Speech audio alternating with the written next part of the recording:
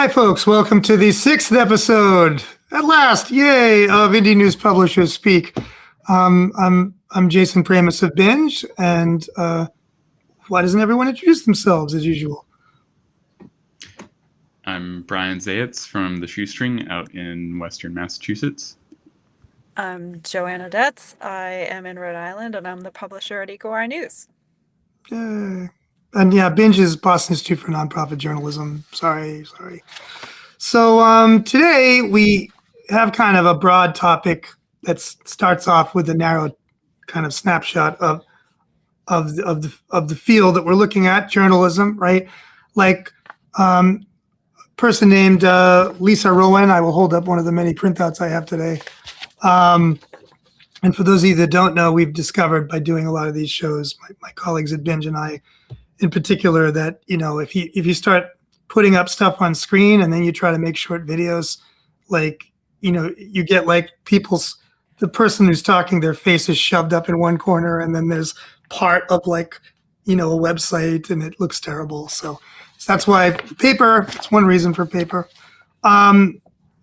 Lisa Rowan, who has, you know, been a working journalist and editor, it seems like for some time, and actually worked on a nonprofit news site for a while, and now is like a freelance, you know, editor, researcher, I guess, journalist. And she did a piece on her own Substack called "Yes, Journalism Salaries Are Really That Bad. Like, live with your parents bad if you go by the jobs listed on journalismjobs.com." Okay. And it's also a follow-up piece she did. These are both in August this month. 3 creative ways to compensate journalists more fairly. They're not even that creative, actually, but in this game, you get most of your points for showing up. Okay.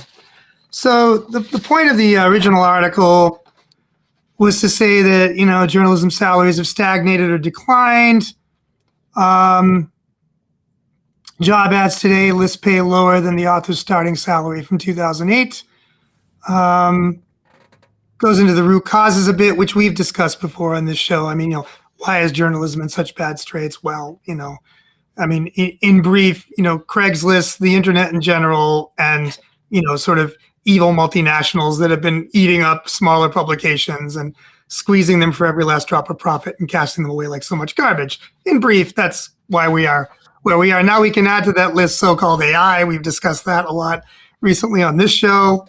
And so Lisa Rowan says, you know, that there are some alternative models, and she lists nonprofit newsrooms as the main one, which I'm sure we think is hilarious. And then worker-owned publications, which, okay, and we've talked about that a little bit. We should, in fact, especially, I know Brian is particularly keen on this stuff, on worker-owned publications. Like we should talk more about that, you know, have guests, you know, who do it. I think the Shoestring itself does it to a degree, right? And unionization, which is a discussion we should get to later in this show, I think. Why that's not very practical for a lot of the sector at present. And so Lisa Rowan advocates for a $50,000 minimum salary floor for journalists, regardless of experience level. And, you know, she's basing this whole work on her own analysis of 170 July listings on journalismjobs.com, right? Which found that most jobs were for reporters and editors, only 2 photographer and 2 engagement roles. Of the jobs with pay information, all but 11 paid less than $100,000 annually. And of course, we're all thinking like $100,000. Like, wow, that would be insane. You know, we could pay 2 or 3 of us for that money. You know, like, gosh, you know, over 60% of those 170 listings included pay information. 63 omitted it entirely. Shock, shock, shock. I don't know. The rest of it, the main points are that basically, like, you know, most jobs don't pay well. 11 of those 170 jobs pay more, 100,000 or more. And that includes like different kinds of editorial positions and stuff. Okay. But I mean, all right. So what do people think about this? Let's just start with that. Like, there's this first article. So, journalism salaries are bad based on this very kind of narrow analysis of like one job site. But okay, it tells a bit of a tale. What do you all think? Oh, kind of well, duh, right? From Well, my duh. perspective, duh, for sure. Yeah. Yeah, double duh. Yeah, I mean, the sampling was very narrow, but I mean, it sort of bears out what I probably suspected. And we are a company that has listed on journalismjobs.com and offering a salary of, 50 to 55, which for us, that's a lot of money to offer. But for somebody who needs to live in Rhode Island, that is not a lot. Like that, to say that the floor is 50, like she wants the floor salary to be 50. I mean, that's not achievable for many newsrooms. And for those like ours that can offer that very basic floor, I don't think that it enables us to attract, um, you know, as many candidates as we would like. And then it also raises that question of equity of like who can take a job that pays $50,000? Is that person have a spouse that's a high earner, have family wealth, are they older with a lifetime savings and just a generous nature? So there's a lot to unpack there in terms of that $50,000 floor, but I didn't see anything groundbreaking in the actual denouement of the figures. Denouement. Yeah. Wet. Well. And Monsieur Brian, what do you think? Or I mean, yeah, I mean, it's a big duh, and 50,000 is more than I make at the Shoestring, and we have pay equity across all of the roles at the Shoestring, so we're all making that amount or less for those of us who are, not working full-time hours, which we have one person at that level. So, yeah, I mean, I think this is, I've definitely seen that a lot of places are not even, it's not even on their radar to think we should be, paying a living wage for, either working at or freelancing at, this publication. And, it's a structural thing. Like, it's not solely because, the industry is full of bad employers. But I do think that, it has become so accepted that journalism jobs don't pay, livable wages that it's just, I mean, people look at you like you're crazy for even suggesting it. And suggesting that, maybe the industry is at a point where, we have to think about, I think there's a level of honesty that it requires with a community to say, like, this is the amount of journalism that we can produce while we're not just like horrifically exploiting the people who, work for this publication. And I think that's a really tough thing to come out and say, and I don't think very many publications say it. But it's tough out here, and I think a lot of people get burnt out and leave the industry because the pay is so bad. yeah, I mean, all of us, the full timers at BINJ, Chris Rowe and John Loftus and me, each make $50,000 a year. It's funny, it's that number, right? With no benefits, at all.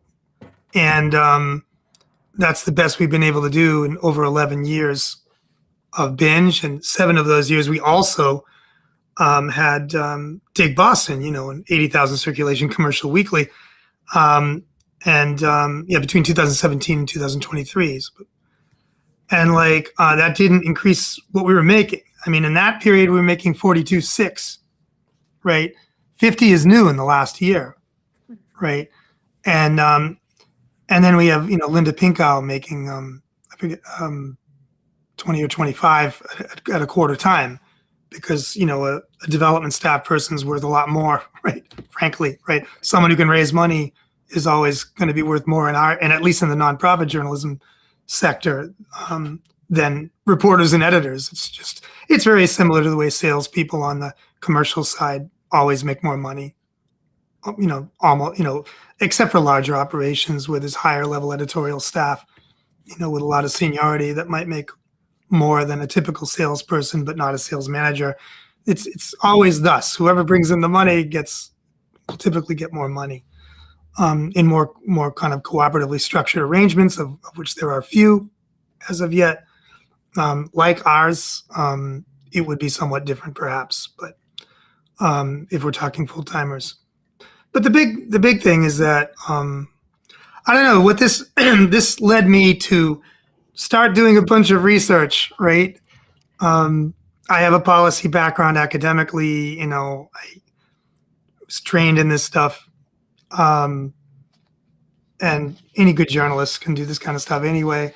And right away, I found that Lisa Rowan neglected to go to journalismjobs.com's very own annual sort of study on what journalists earn in America. I find it puzzling, like she didn't look at. I mean, it's pretty good research, although there's a major omission that we see in a lot of places. It says that the Bureau of Labor Statistics, as of May 2024, was saying that the median salary for not just journalists, is very hard to just get numbers for journalists only. That's one big problem we're facing, right? Other kinds of comms jobs get mashed up with us in federal stats and various surveys. It's difficult. But they're saying $60,280 was the median. So the middle of the scale, which means for folks who aren't doing the math, 50% of all journalism jobs make less than that annually. 50% make more, right? So it is better than hearing an average. When you hear an average, like I think the Institute for Nonprofit News survey might have used an average of like 85,000 or something for I think I saw that. I don't have it in front of me, but I'm like, yeah, okay, great. So you got some groups that make a whole ton of money and then a bunch of groups that make less. The average is not really going to reflect the spread. We've run into this problem with stats before. Then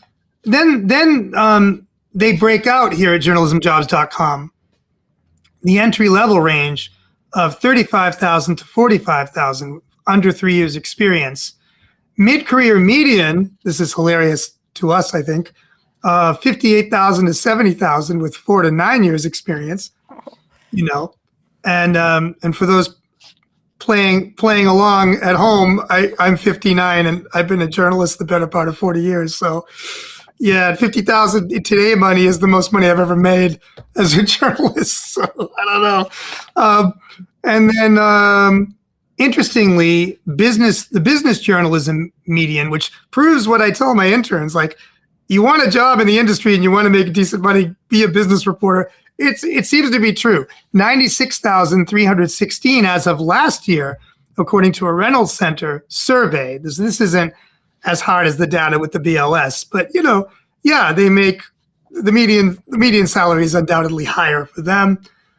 The editors and managers median, now this is rich because we're all in that role, right? Is 128,333, but that's the business journalism sector. So okay, we're not in that. We're definitely not making that. And the top market premium, okay, that's useless for us. So it goes on. There's other breakouts by job category, which is useful, where it says staff reporter correspondent, salary range of 38,000 to 80,000, a median of 58,000. The trend is stable, according to journalismjobs.com, which is funny to give a $50,000 spread and then say it's stable. And also, there's no numbers attached to any of these. That's the big flaw.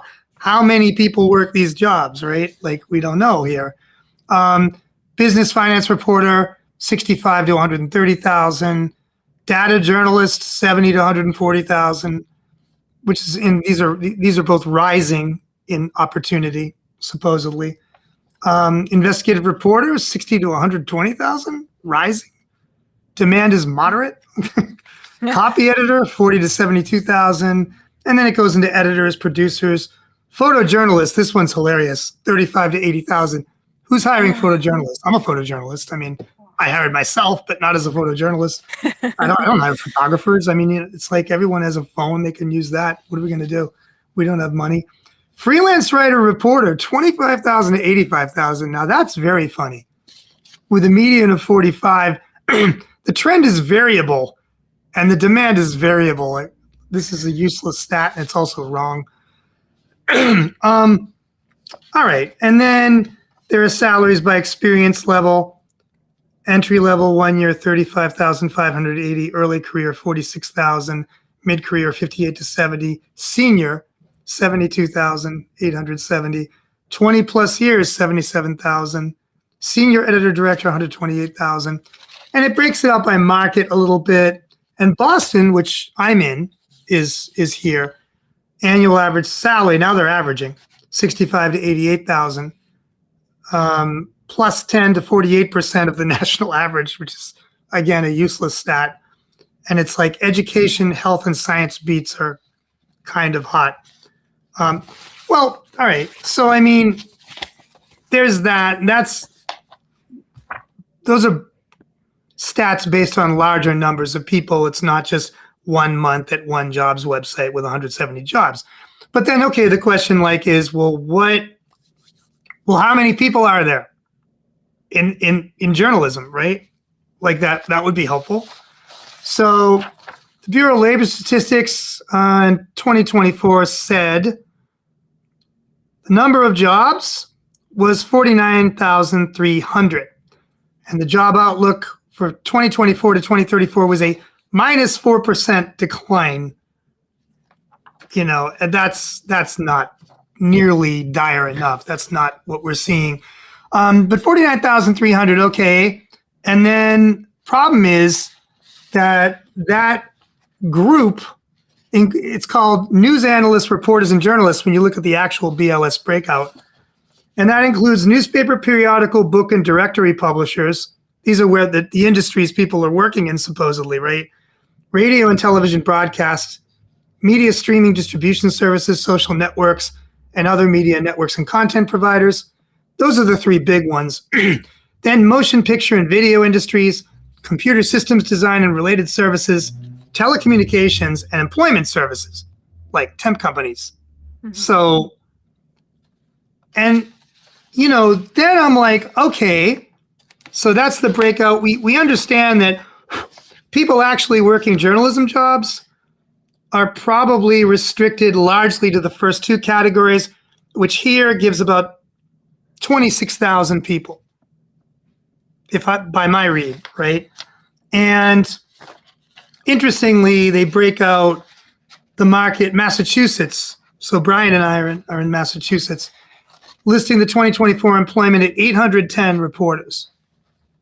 And the Boston market, 550 of those. Now, looking elsewhere, let's see if I have this in front of me. So we see that, let's see, there are actually different numbers, for how many journalists are working. They can go up to like 90-something thousand, right? And there are Pew Charitable Trust. There are other numbers. There are other surveys. There are other methodologies. If you include editors, the 90,000 number that's offered goes up to 110,000 or whatever. I think those are way too high, And then I'm like, I used to be a contingent worker organizer, right? People, something on the order of, half of all workers are now in part-time, day labor, contract, independent contractor, temp work, kinds of jobs, right? Nowhere is that more true, we know, and than in journalism, right? Like all of us use a lot of so-called freelancers, right? Like that's where most of, certainly at BINJ, our reporting is mostly freelancers. Between BINJ and Dig in the last 11 plus years, we've worked with hundreds of people, right? And so, those are all people working as freelancers at least sometimes, right? And I'm like, well, how many of the journalists that are out there are in contingent work arrangements? And according to Pew Research Center's 2022 survey of nearly 12,000 working journalists, now we get 12,000, right, for that survey, which if it's really about 26, 30, that's a significant survey, okay. They're saying 28 to 34% of journalists are working in contingent arrangements, Pew Research was saying 28% of surveyed journalists reported being freelance or self-employed. Journalist DB says 60,000 to 75,000 people in the US hold at least a portion of their income from freelance journalism. An additional 12% of staff journalists do second jobs or freelance on the side. So, I mean, it's kind of hard to zero in here. And it's kind of hard to understand if the BLS is capturing contingent workers in the numbers that we're seeing.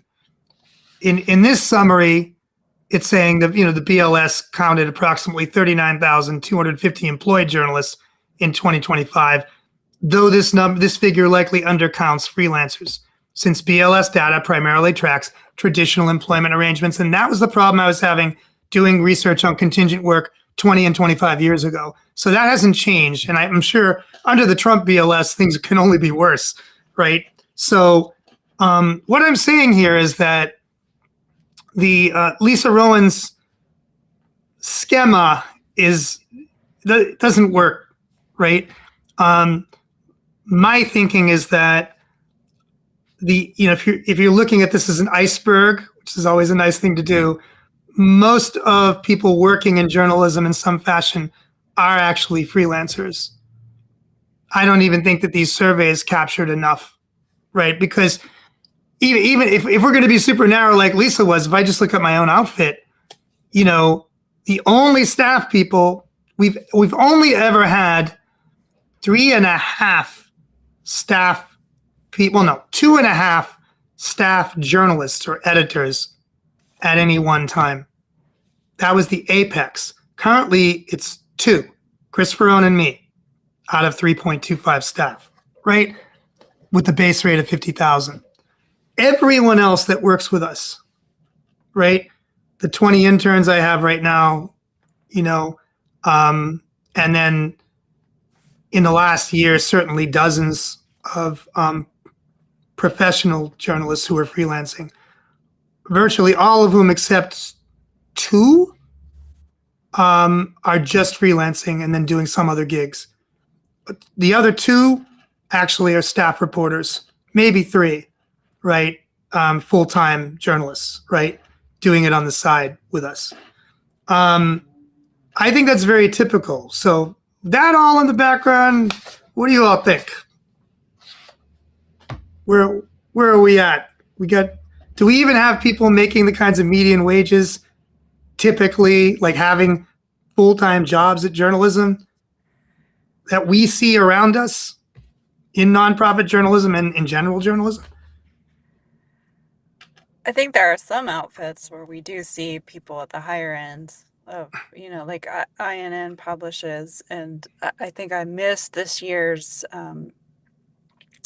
compensation survey index that they do every 2 years, in which we participate in, because I like to be a reality check on some of those numbers. But there are some fairly well-heeled newsrooms out there that are nonprofit newsrooms, and those salary, when I looked at that index 2 years ago, it made me feel kind of bad. Yeah, because absolutely. the salary, again, like average, median, I've like started sweating when you were talking about average and median, Jason, because I'm not a math person, and I was reliving some trauma there. But I'm sorry to be it's traumatized. okay. No, it's good to It's good to re-engage with numbers. But, like some of those salaries listed on that survey were pretty high and enviable salaries, but Yeah. it is certainly not what I see on the ground in my cohort of small newsroom friends around the country. So, it is, the data is slippery. It depends, how you're parsing it and who you're asking and who's completing a survey in the case of INN. I did not. My group does not take that survey to my memory, right? Yeah, Because we're surveyed enough. We yeah, don't. Well, go ahead. Sorry.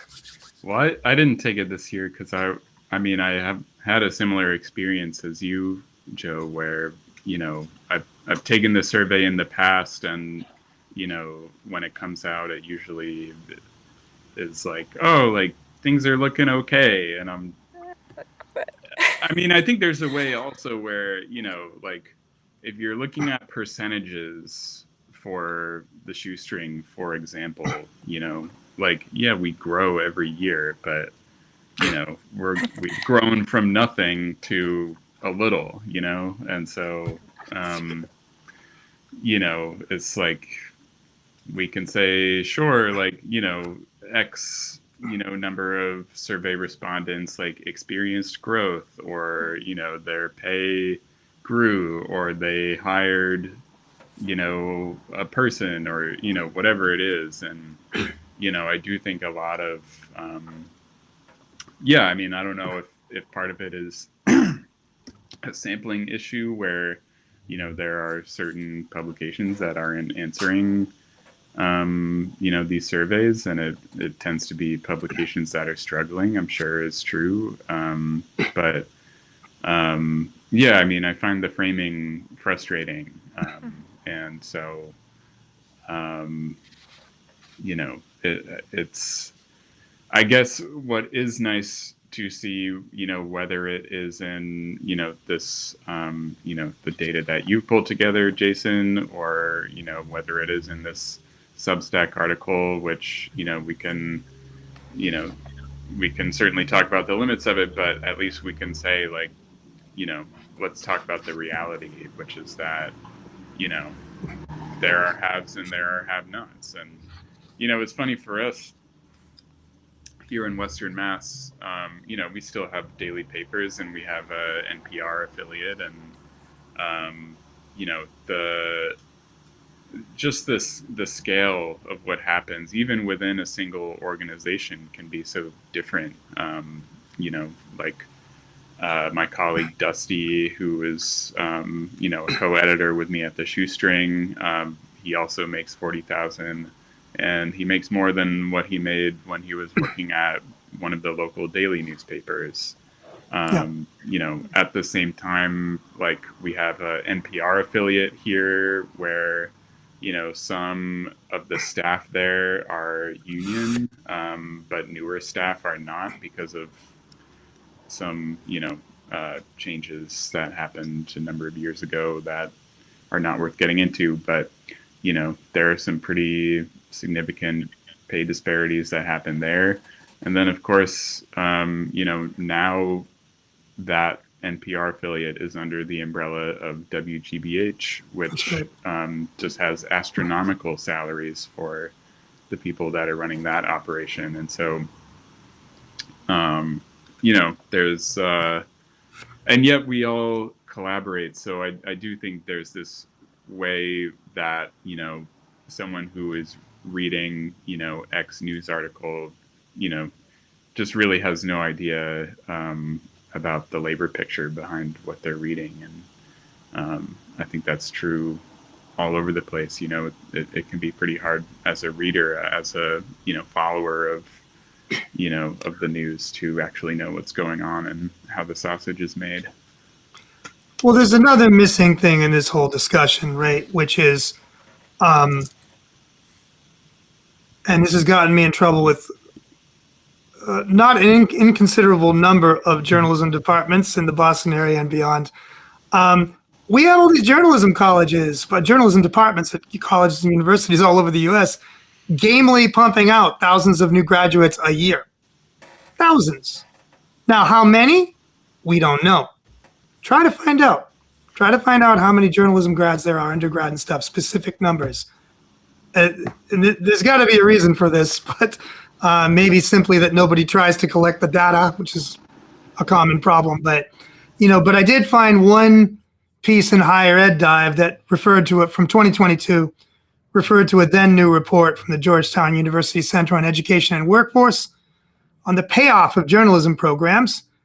And an analysis of federal education and labor data revealed that journalism and communication bachelor's degrees, and again, here we're journalism and comms degrees, right? It's fuzzy, like what degree leads you to journalism, right? It's not so simple, but those two together certainly would be most of the people that go for a degree that they hope to, that they hope will lead them to a journalism job, right? So it reveals that the journalism and comms bachelor's degrees offer moderate payoff to their graduates, but only 15% of majors end up working in the field early in their careers. 1.5? Yes, 15%.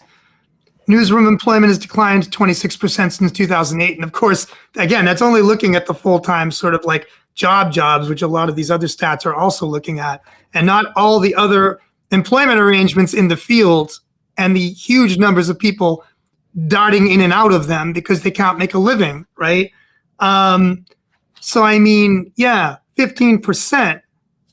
And it's like, why do these programs exist? First of all, I keep asking that, right? Why aren't there just journalism minors? Like, why are you selling kids a bill of goods? And people get very, the journalism professors get very, very uncomfortable when I bring this up, right? And beyond that, it's like, we see, at the very least, we can say with surety that the number of jobs and the percentage of jobs relative to all jobs in journalism are going down, right? Well, faster than coal miners, actually. We've all seen right? That, right? Like, at least there is a big demand for coal while we work, I guess.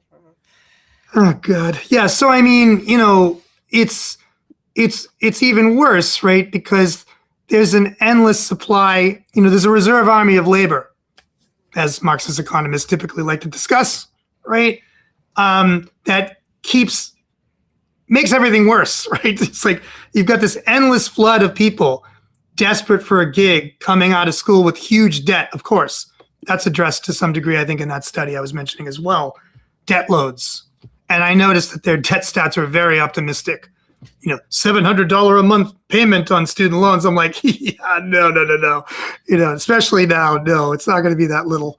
When you come out of a typical journalism school with $50,000 to $150,000 in debt, depending on what degree you get and stuff. And like, yeah, but and so what do employers that have the wherewithal to even hire people into the few jobs there are? Let's say a Boston Globe or whatever. Well, first of all, these employers, they chop the job categories up. So like, yeah, there are some staff reporters making the $80,000 a year or whatever, right? But then there's this whole layer, again, like the iceberg under the surface. Work in the Boston Globe's case, it's Boston.com, where they put all these, mostly younger people right out of school, and they don't get the same deal that the few staff reporters, the shrinking number of staff reporters that the Globe get. And they're doing what they might do at Patch, right? Patch.com, folks, was this corporate attempt to like have all these local news outlets.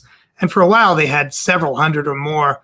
Now they're down to under 200 outlets. And reporters for them typically are getting, 30, 35,000 a year, few, if any, benefits. And they're expected to crank out, 2, 3, 4, 5 features, like full articles a week, and then innumerable blurbs like every day on social media and stuff. And they're expected to cover not 1 or 2, but 5, 6, 7 communities, one reporter, right?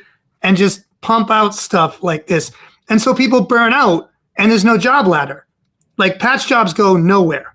There's no senior, there's no higher level where they can get to. They just burn out and go ideally try to get a better job. But where are those? And so at the Globe, that's kind of built in. Those kinds of jobs are in Boston.com, which is the brand that anybody can look at for free. the brand behind the paywall, the more elite brand, the brand that they're still selling physical newspaper subscriptions to older people for, that's where the higher paid unionized, by the way, reporters are.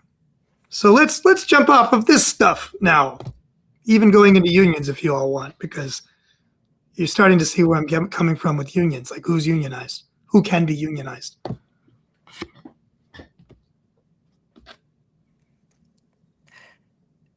Yeah, I mean, it's the Globe is an interesting example because you have that essentially an underclass of workers that's creating the momentum that's keeping the top of the iceberg, to continue your metaphor, Jason, sticking up and afloat and looking like a beacon.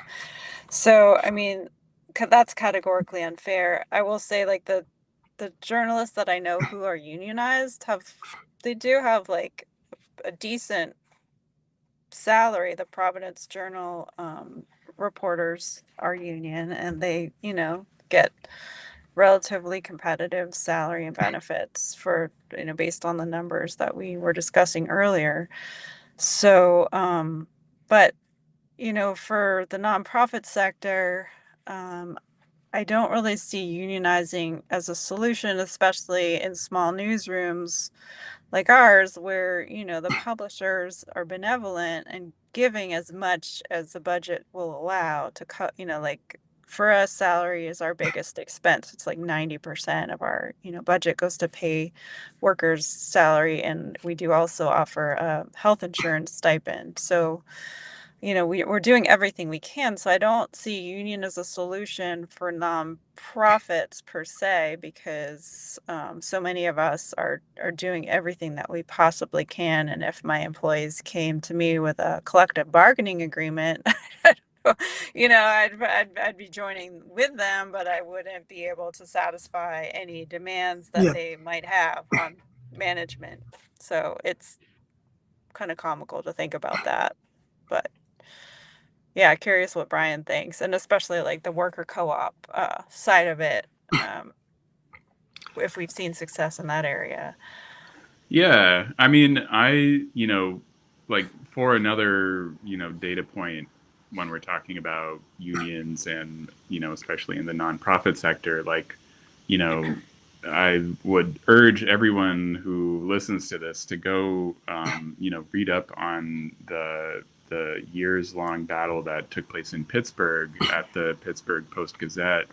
They had a union that really dug in their heels around, even I think it was just restoring conditions in a previous contract after it had expired. I think, I don't know if it's like a right to work state or something, but, not everyone there was in the union. And so, once it became clear that, the Trump Department of Labor was going to rule against the employers, which, was just, an old family that had owned this paper for some, like 100 years or something. Once it became clear that they were not going to win the battle, they just said, we're going to shut down the paper.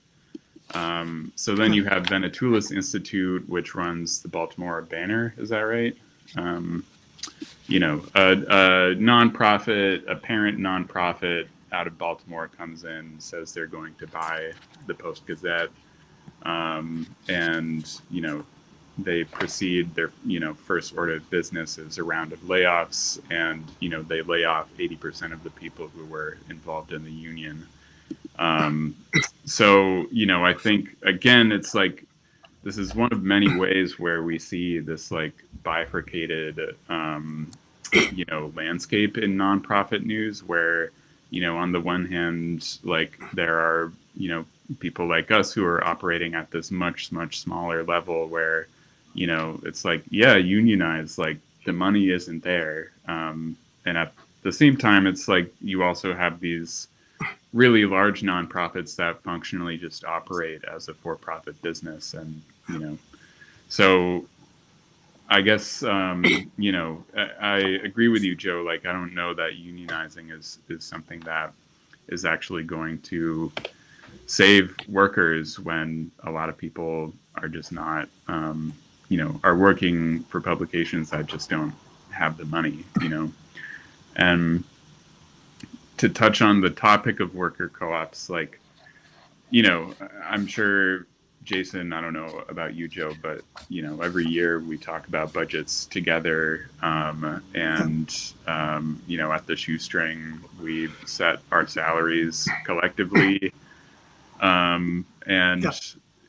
Thankfully, every year we have been able to have them go up, sometimes a little bit, sometimes more. But, I know that there are cooperative newsrooms that have decided to do across the board pay cuts when times are tough.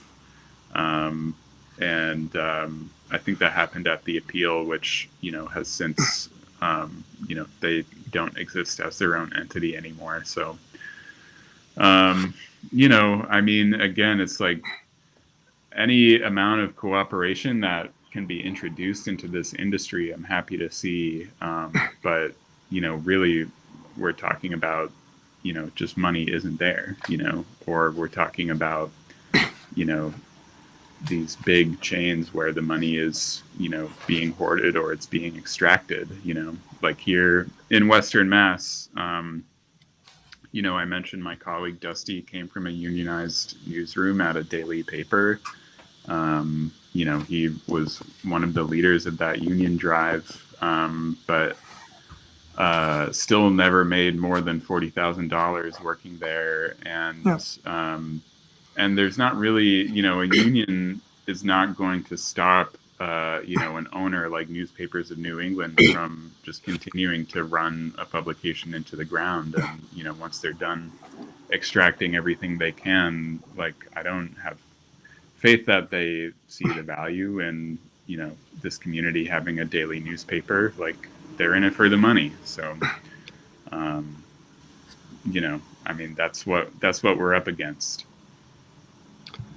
Yeah, and Lisa Rowan did do a follow-up piece, as I mentioned, on some ideas about, the general problem of how to make a living in journalism. And she had touched upon collective solutions, right, a little bit in these two pieces overall, but that's not where she's going with it. It's sort of like, one is subsidized housing for early career reporters.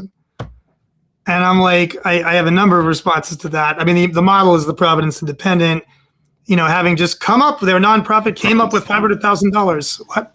Provincetown, not Providence. I'm sorry, what did I say? You said Pardon me. Providence. I'm sorry. It's okay. Yeah, I'm all Rhode Island here. I don't know. I wonder why. Provincetown Independent spent, raised $500,000 and bought a condo, a 3-bedroom condo, right? I mean, that's not obviously a practical solution for hundreds or perhaps thousands of these smaller news outlets that are desperately trying to survive right now. Even as larger outlets go down too, the whole sector is going down, as we've said before. And what does that even mean? I mean, like, my colleague John Loftus had to move to Vegas, even though he was born in Boston, like I was. Because he couldn't afford to live here anymore. Like, the $50,000 that we get now is not enough to live on as an independent person, single person,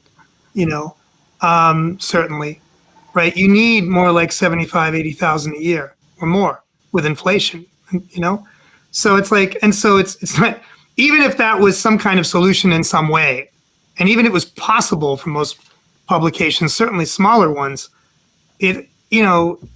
people might, like, again, I'm 59, people my age would need housing if that was part of their package or whatever. It's not just an early career, pseudo solution. Then Lisa talks about 4-day work weeks, which is something, as a socialist, I want to see in general. That would definitely sort of reduce the ability of, capitalists' ability to, like, have a reserve army of labor and enforce really low, crappy wages, because, you go to a 4-day work week, then there's more possibility for more people to have, quote unquote, full-time employment. There's more ability for labor to be able to push back on wages and stuff like that. Um, um, and annual cost of living adjustments, that's not even an issue. Like, I guess Brian's crew has been able to do that for a bit, have raises every year. We have not, We do. we had 3%. basically, okay, yay. And 3% of what, it's like, yeah, okay. but we're facing an industry in collapse, and we're facing the fact that no current economic model that we can look to is going to, works for funding news. So it's certainly not the nonprofit model, as my crew is about to face, 1 month with pay, 2 months without, 2 months with pay, 1 month without, over the next year. That's how it's looking. Like we can't even, and salary cuts to us are useless. We'd rather just pay the money while we have it and then have it in our bank accounts. Like what's the point of a salary cut? Like we don't get that. As far as what we pay our freelancers, as long as we have money, it's 150 to 750 for a piece, just in case people are curious, which pathetically is well above some majors, including the Globe, depending on what section and what kind of article we're talking about. So like, we're not trying to stiff people at all. And we're all contractors too. So, I mean, in this situation where we have existential threats to journalism itself, right? To even exist as a thing, in a failing democracy, like you can talk about unionization, but what are you unionizing?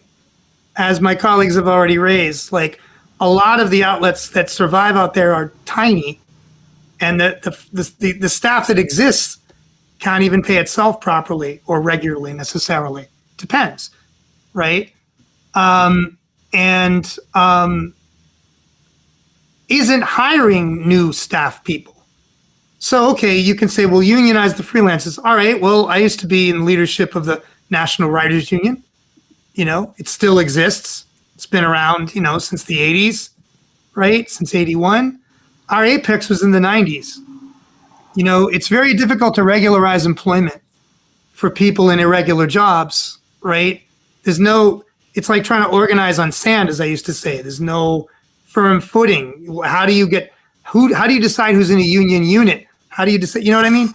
So what's not discussed by anybody, in Lisa Rowan or even us yet, is like, well, what other kinds of collective organizations might one form? And there are, the associational model is important to consider, right? Where you have a big funnel kind of organization where everyone can join for, $10 a year, whatever, get a newsletter. There's 2 or 3 staff for this organization. And, you're inviting people to get together and figure out ways to try to improve the sector, right? That kind of stuff might be helpful. Workers' co-ops, again, there's got to be money for there to be a workers' co-op. There has to be funding streams to make journalism possible. And that's the problem we're having. So I applaud Lisa, Rowan for bringing this stuff up, but it's really a huge discussion. It's a multi-layered discussion, and there's no, even little things that can be done to one number I would love to see, and I feel like, INN is an organization, for example, or probably Lion too, that could calculate this, at least for their membership, is, what would the actual price tag be to bring all of the people working for, all of the organizations represented in these groups up to a livable wage, that is something that I would love to know. And, INN collects this data, compared to the MIT livable wage calculator, what is the gap there? Because, we all want to see more news and more journalism. But I do think it would at least be, illustrative of just this industry is being sustained by people who are exploiting themselves or being exploited.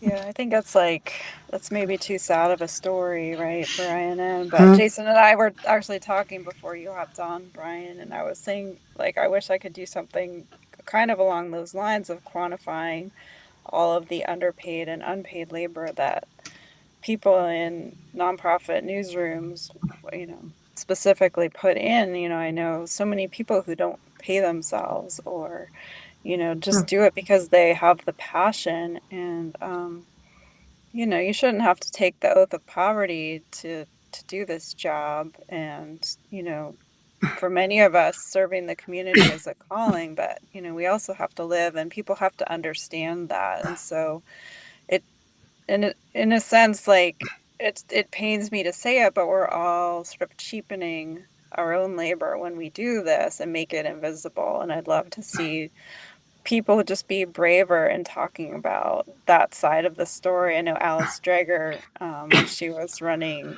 East Lansing Info, used to talk about this all the time, about how she had a certain level of privilege that allowed her to work for less than. And I think we all need to be saying those things, and INN could certainly be a conduit for that, but it's not a happy story. Well, I'll just finish with one, because we have to wrap up.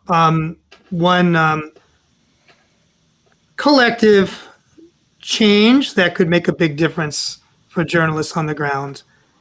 And that would be for all the organizations that still survive that came out of democratic, populist, small d, democratic, popular, populist, progressive, socialist mass movements, many of them 100 years ago. So labor unions, particularly major labor unions, major cooperatives, there's very progressive religious organizations, there's other kinds of, there's different kinds of associations of other types that have a couple bucks.